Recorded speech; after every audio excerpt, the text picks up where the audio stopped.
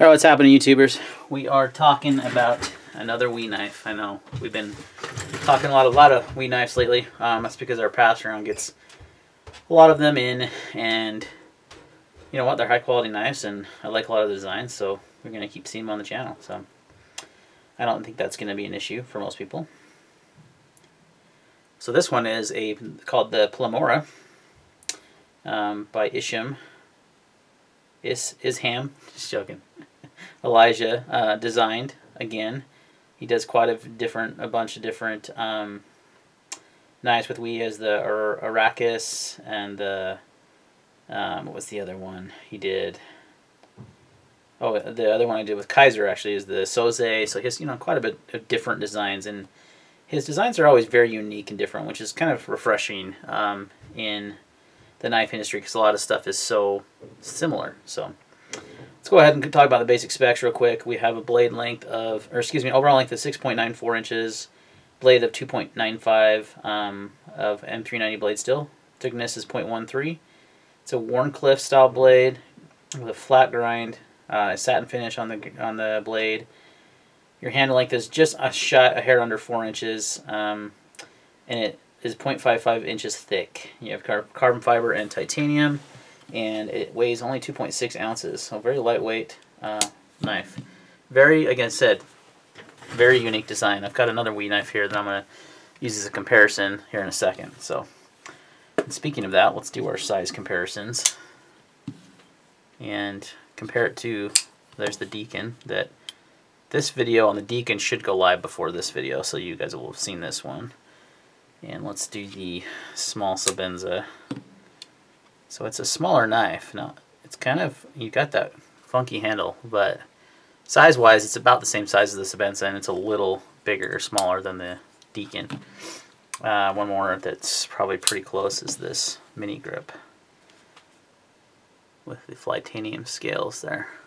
Pretty close in size to that guy.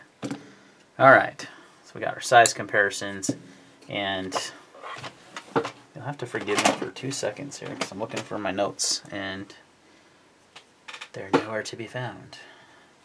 Fantastic. We're going to wing it.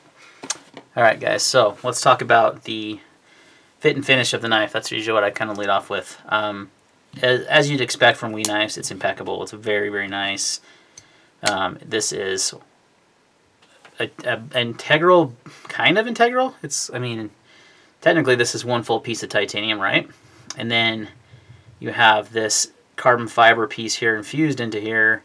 It's screwed in. It's hard to, it's screwed in right here. And then you have the pocket clip screw. Underneath the pocket clip, which you can't see, is 3 other little screws that hold in the liner for the lock. So it's a pretty complex design, but it's very well executed by Wii knives.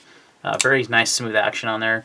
One other cool thing about this, it's got that like modern sway back, is I think what he was going for, is the floating thumb stud is a really cool piece that was, that's basically a large thumb hole that was kind of milled out, and then you have the thumb stud that kind of just floats there.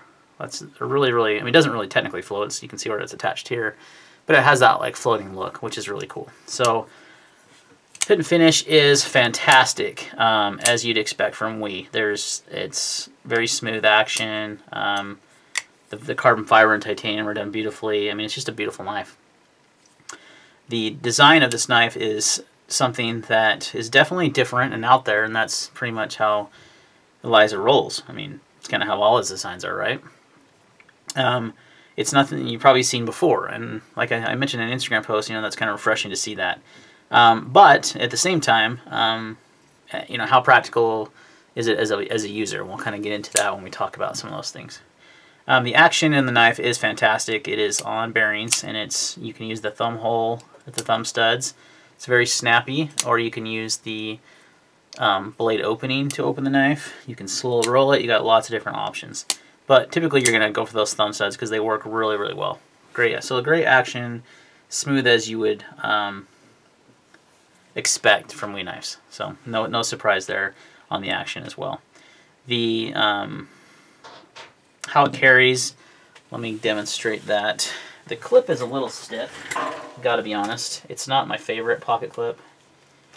Give me 2 seconds to get this belt off every time I do these. Now it's too stiff, so I just used that for a holster video. There we go.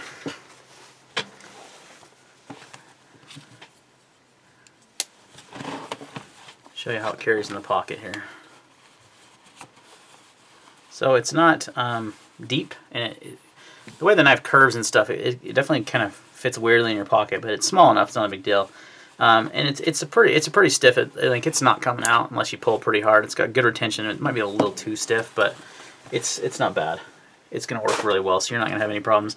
The knife is small overall, so it's not going to take up a lot of pocket real estate either. So it's going to carry just fine. I'm trying to think what I usually go off of them. I usually have a little notes in front of me, which I did for this, but they're not here, and so for the sake of the video, we're just going to roll with it. I know one thing I like to talk about is the cutting performance, the sliceability, you would call it.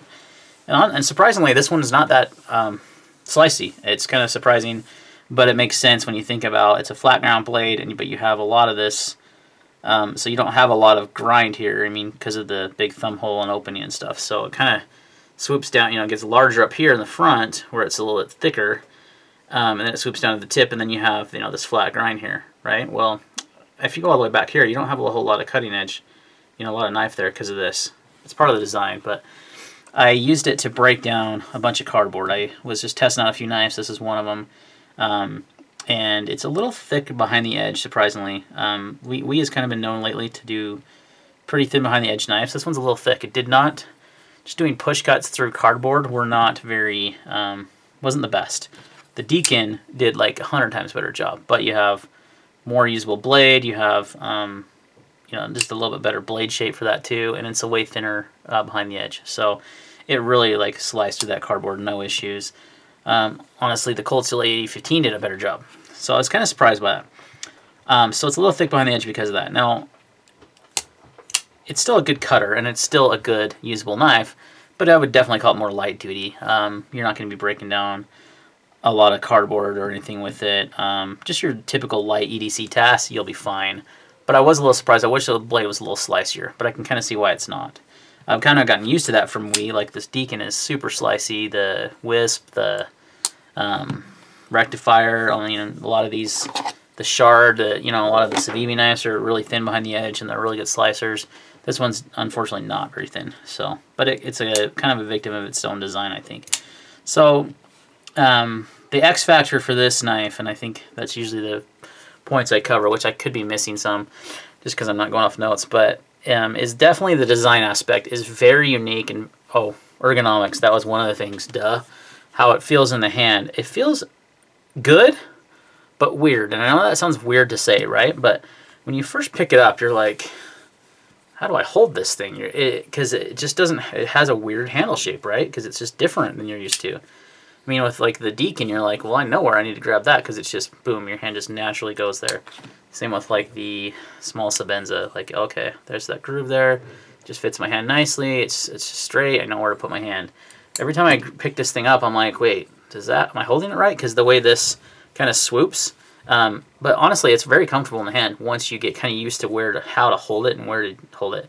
And to use it is actually really nice. I put together a whole dining room set today, and I used this knife to basically open up the box and do a ton of work, and it did a good job. Didn't have to break down the cardboard or anything, just kind of slice things open, and it did just fine, but it was very comfortable in use. Even when I was doing the push cuts on the cardboard and trying to slice through that even, it was still comfortable in the hand. It just, the blade didn't perform as well as I wanted to, but it was comfortable in the hand. So the handle looks weird and feels a little weird when you first pick it up. And you do this, you kind of like move your fingers and adjust it, and you're like, how do I get comfortable on this thing? And honestly, it is comfortable if you just let it kind of happen. It's kind of natural, but I think it's the weird shape of the handle that kind of throws you off, so you try to like readjust your grip. That's just my experience. There is no jimping up here, which I think would take away from the design to have the jimping, so I understand why it's not there. So, but it's the X factor on this guy is, since we talked about ergonomics, the X factor is definitely its design. It's just unique. It's different. It's out there. Is it a everyday carry knife? I don't think so. I think it's more, that's a cool one. I haven't carried that one for a while. Maybe I'll carry something different today kind of knife. Not a well, this is a good user. I know I'm going to have to do a lot of work. I'm going to have to, you know, use my knife a lot. It's not one you'd pick. It's definitely more just for the design. It's artsy. That's kind of how all of his Eliza's knives are. You know, look at the Kaiser Soze, very unique, different design, and that's just kind of how he rolls. You know, and that's cool. It's different. Not every knife has to be a workhorse, you know, simple knife like the Tertiary Sebenza, right? It doesn't have to. They don't all have to be this simple. But the thing about this knife, the Sebenza, is it's one you can carry every single day and do whatever you need to do, and it's going to do its job, and it's going to work well, and you know what I mean? It's there. It's not for show. It's a tool, you know? And that's the thing about knives, guys, that we have to kind of remember is that they are tools, right? So I'm not knocking this knife. I think it's a beautifully executed design. I think we did an awesome job. It's a definitely unique and cool design. But, you know, as a everyday user, probably not.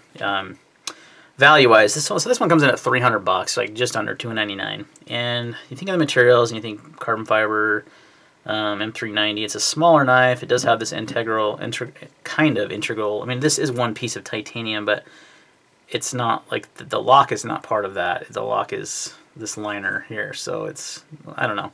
It's a definitely harder to execute design. I can see why the cost is higher. That's what I'm trying to get at. For me, though, if I'm looking at two WE knives and I say, which one do I want? And I'm looking at the Deacon and it's $250-ish, and I'm looking at the Pleroma, I'm definitely choosing the Deacon. It's a better deal, same materials, action's smoother. It's just an absolute performer, an everyday knife, but it also looks really nice. I mean, you've got, if purple is not your thing, you got blue, you got stonewashed titanium, you got beautiful carbon fiber. Just a really good, like, gentleman's user EDC knife, you know. It's just real comfortable and nice, and that's what I would pick. So the value-wise, I mean, I get why it's expensive because of the design aspects that go into it.